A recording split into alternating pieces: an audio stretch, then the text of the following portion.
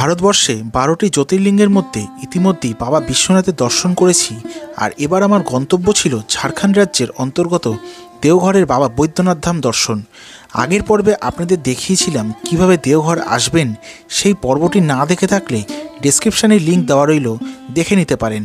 আজকের পর্বে থাকছে কিভাবে পুজো দেবেন, মন্দিরের ভেতরে আর কি কি মন্দির আছে এবং মন্দিরের ইতিহাস, এই সমস্ত কিছু শেয়ার করব আজকের এই ভিডিওতে।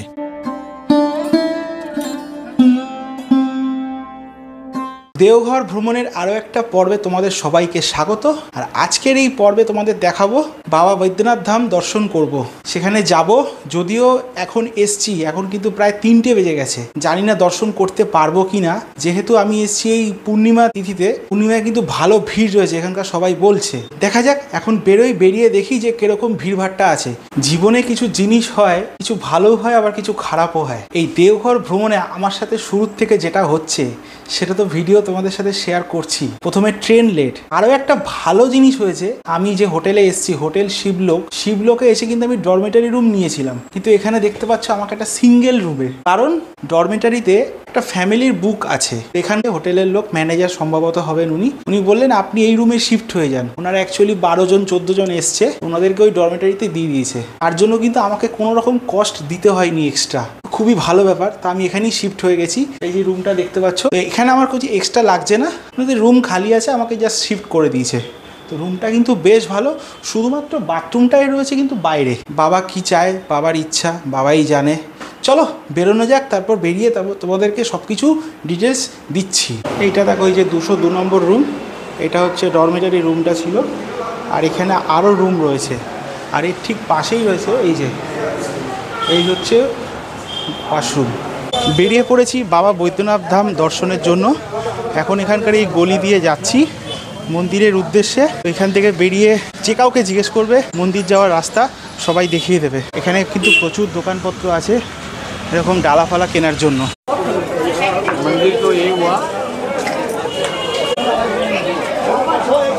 হোটেল থেকে বেরিয়ে আসার পরে কিন্তু মন্দির বেশি দূর নয়, এখান থেকে মন্দির চলে এসেছি মাত্র 5 মিনিট হাঁটার পরে। এখানে এই যে দেখতে পাচ্ছ, এটা মন্দিরের পূর্ব গেট, এখান থেকেই আমি দর্শন করব। আর এখানে কিন্তু অনেক প্যারার দোকান আছে, ডালার দোকান আছে, এখান থেকেই আমি প্রসাদ কিনে তারপর মন্দিরে কিন্তু দর্শন করতে যাব। মন্দিরের পূর্ব গেটে পৌঁছে একজন পান্ডার সাথে পরিচয় হলো। ওনারই সাথে ভেতরে গিয়ে পুজো সম্পূর্ণ করলাম এবং 250 টাকা দিয়ে টিকিট কেটে ভিআইপি লাইনে দাঁড়িয়ে পড়লাম বাবার মাথায় জল ঢালার জন্য। দীর্ঘ প্রায় 3 ঘন্টা লাইনে দাঁড়িয়ে গর্ভগৃহে ঢুকে চরম ধাক্কাধাক্কির মধ্যেই ভেতরে মাত্র 30 সেকেন্ডের মধ্যে জল ঢেলে বেরিয়ে আসলাম বাইরে।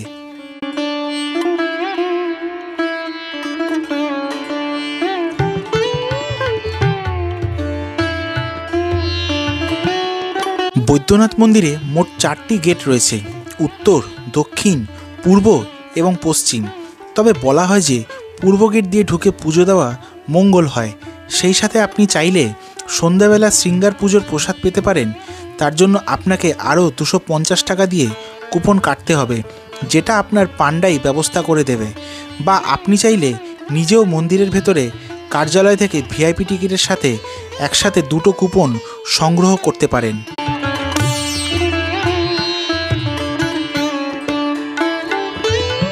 বৈদ্যনাথ মন্দিরের সাথেই রয়েছে মাতা পার্বতী দেবীর মন্দির। দুটো মন্দিরকে ধাগা বন্ধনে আবদ্ধ করা হয়েছে। বৈদ্যনাথ মন্দিরটি 51 শক্তিপীঠের অন্যতম। এখানে সতী হৃদয় পড়েছিল, সেই জন্য এটিকে হৃদয়পীঠও বলা হয়। সতী এখানে জয় দুর্গা নামে পূজিত এবং বৈদ্যনাথ তার ভৈরব।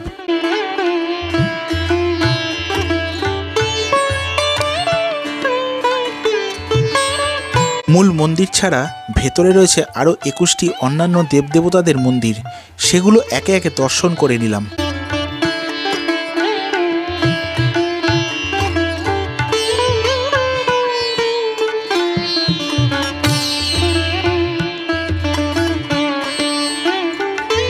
হিন্দু বিশ্বাস অনুসারে রাবণ হলো শিবের পরম ভক্তের মধ্যে একজন। তাই রাবণের অনুরোধে শিবের কৃপায় কৈলাস পর্বত থেকে রাবণ শিবকে নিয়ে যাচ্ছিল লিঙ্গরূপে, কিন্তু শিবপুত্র গণেশের ছলনাতে রাবণ শিবলিঙ্গ নিয়ে যেতে পারেনি। লঙ্কায় সেই শিবলিঙ্গ বৈদ্যনাথ নামে আবির্ভাব হয়।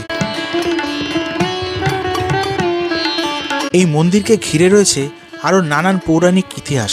সেই সমস্ত গল্প শোনাবো দেওঘর ভ্রমণের তৃতীয় পর্বে। দর্শন তো করলামই, মন্দিরের ভেতর ভিডিও করা ভীষণ ভীষণ ডিফিকাল্ট। আমার অবস্থা দেখতেই পাচ্ছ, পুরো জামা ফামা খুলে গেছে। ওখানে গর্ভগৃহের ভেতরে ছোট ব্যাগটা নিয়ে গেছিলাম, ব্যাগ একদম নিয়ে যাওয়া উচিত নয়, কিন্তু আমার এখানে একটু অ্যাক্সেসরিজ আছে, যেহেতু আমাকে এগুলো ক্যারি করতে হয়, আমি আমার নিজের দায়িত্বে নিয়ে ঢুকেছি। খুব ভালোভাবে দর্শন হয়েছে, কিন্তু ভেতরে এই পান্ডাদের একটু সমস্যা আছে। আমার জামার কলার ধরেছে, ভগবানের জায়গা, কিছু তো বলতে পারি না, কোনো রকমে পাশ কাটিয়ে বেরিয়ে শুধু পয়সা দাও পয়সা দাও আর পয়সা দাও। যাই হোক, দর্শন করলাম, তোমাদেরকে সমস্ত কিছু দেখিয়েছি, যতটুকু ইনফরমেশন দেওয়ার হয় আমি দিয়েছি। পুরো মন্দিরের ভেতরে কিন্তু ছোট ছোট 22টা মন্দির আছে, সেগুলো তোমাদের দেখানোর চেষ্টা করলাম, একটু ভিড়ের মধ্যে যতটুকু সম্ভব আমি দেখিয়েছি। এখন চলে এসেছি আবার হোটেলে। এই যে আমি কিন্তু পুজো দিয়েছি, বাট তোমাদের কিছু ডিটেলস আমি বলি। মন্দিরে তোমরা যদি নর্মাল লাইনে দাঁড়িয়ে পুজো দিতে যাও, তাহলে মোটামুটি ধরে রাখো অনেক সময় লাগবে। যেহেতু কালকে গুরু পূর্ণিমা আছে, মানে আমি এই সময় যখন এসছি, আজকের ডেট হচ্ছে 26/11, যেহেতু প্রচুর ভিড় হবে, তাই জন্য আমি আজকেই পুজো দিয়ে দিচ্ছি। অ্যাকচুয়ালি আমার পুজো দেওয়ার প্ল্যান ছিল কিন্তু কালকেই, যেহেতু ট্রেনটা আমার লেট করেছে, আগের ভিডিওতে তোমাদের বলেছি, সেহেতু আমি আজকে এসেই পুজো দিয়ে দিলাম। কালকে যে দিনটা আমার কাছে বেঁচে আছে, সেই দিনটা আমি সাইট সিন করবো। সাইট সিনের মধ্যে শুধুমাত্র 5টা সাইট সিনকে আমি রেখেছি, সেগুলো তোমাদেরকে দেখাবো। আমার বাসুকিনাথ ধাম যাওয়ার পরিকল্পনা ছিল, যেহেতু ট্রেন লেটের জন্য আমাকে ক্যান্সেল করতে হলো। আর যদি তোমরা ভিআইপি লাইনে পুজো দাও, তাহলে কিন্তু 250 টাকা, তাও কিন্তু অলমোস্ট 2.5 থেকে 3 ঘন্টা লেগে যাচ্ছে। ভিআইপি লাইন গিয়ে একটা জায়গায় মিশবে, খুব কেয়ারফুলি। একে পুরোনো দিনের মন্দির। আমি একটা প্রসাদ চড়িয়েছি, শৃঙ্গার প্রসাদ, এই যে দেখতে পাচ্ছি এখানে রাবড়ি প্রসাদ আছে। এটার জন্য মন্দিরের যে ভেতরে কার্যালয় আছে, কার্যালয় থেকে 250 টাকা দিয়ে টিকিট কাটতে হয়। তা আমার ইচ্ছা হলো আমি এটা নিলাম। নর্মালি আমি আমার ইচ্ছা মতো এখানে পুজো দিয়েছি, এটা হচ্ছে পুজোর প্রসাদ। তো এই ছিল আজকের এই বৈদ্যনাথ ধাম দর্শন। কিছু খাওয়া দাওয়া করতে হবে, আবার কালকে এনার্জি নিয়ে বেরোতে হবে। রাত্রের খাওয়া দাওয়া দেখা যাক কি খাওয়া যায়, সেটা তোমাদের দেখাবো। চলো এখন একটু জামা কাপড় চেঞ্জ করি, যা অবস্থা আমার, জামা কাপড় চেঞ্জ করে তারপরে একটু দেখি কোথায় কি খাবার দাবার পাওয়া যায়। রাত প্রায় অনেক হয়ে গেছে, বেরিয়েছি একটু রাতের খাবার খেতে, দেখি এখন কি খাওয়া যায়। মোটামুটি এখানে রাস্তাঘাট এখন পুরো শুনশান হয়ে গেছে। রাতের খাবার যেখানেই পাবো খেয়ে নেবো, যদি ফুটপাতেও পাই খাবার তাহলেও খেয়ে নেবো আজকে রাতের। চলে এসেছি এখানকার একটা লোকাল রেস্টুরেন্টে। রেস্টুরেন্টের নাম হচ্ছে বাঙ্কে বিহারি। এখান থেকে নিয়েছি রুটি আর কিন্তু হচ্ছে পনির বাটার মশলা। এই হচ্ছে বাঙ্কে বিহারি রেস্টুরেন্ট, এই দেখো এর মেনু। তো এই হচ্ছে এর menu, breakfast, South Indian, chowmein সবই আছে। আমি নিয়েছি হচ্ছে এই যে পনির বাটার মশলা 170, আর এখানে রুটি আছে 10 টাকা করে পিস রুটি।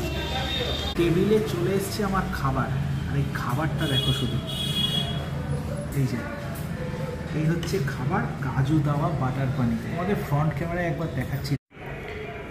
এই হচ্ছে বাটার পনির, আর ওপরে কাজু দেওয়া আছে। আবার এখানে কাজু, আর আমি 2টো পেঁয়াজ নিয়েছি। আমাকে স্যালাড দিয়েছিল, আমি স্যালাডটা বারণ করে দিলাম। আর এই হচ্ছে রুটি, গরম গরম আছে।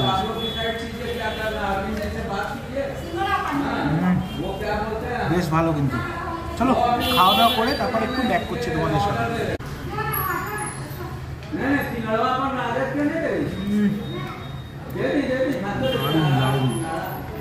খাওয়া দাওয়া করে নিয়েছি, খাওয়া দাওয়া এত চমকেশ খাওয়া দাওয়া হয়েছে, খাওয়া দাওয়া দারুণ ছিল। খাওয়া দাওয়া শেষ করার পরে এখন এসেছিলাম একটু টাওয়ার চকের কাছে।